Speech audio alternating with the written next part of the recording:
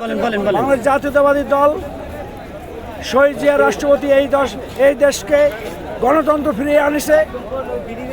আজকের কথাকথিত ভোটবিহীন প্রধানমন্ত্রী শেখ হাসিনাকে এই দেশে স্বাধীনতা দিয়েছিল জিয়াউর রহমান, অন্য দেশ থেকে এনেছিল।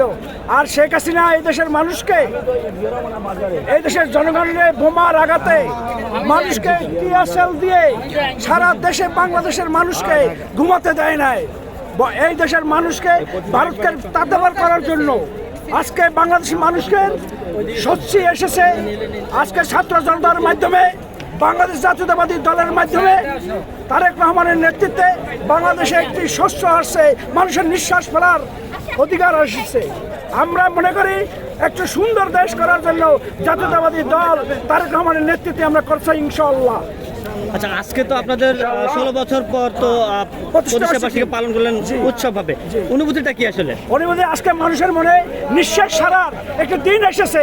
আজকে জিয়াউর রহমানের 1978 সালে যে স্বাধীনতা ঘোষণা দিয়েছিল, আজকে সেই ঘোষণাটা পরিপূর্ণিত হয়েছিল। বাংলাদেশের মানুষের ভিতরে যে নিঃশ্বাস ছাড়ার আজকের সেই হায়নার দলরা বাংলাদেশ থেকে পালিয়ে গিয়েছে।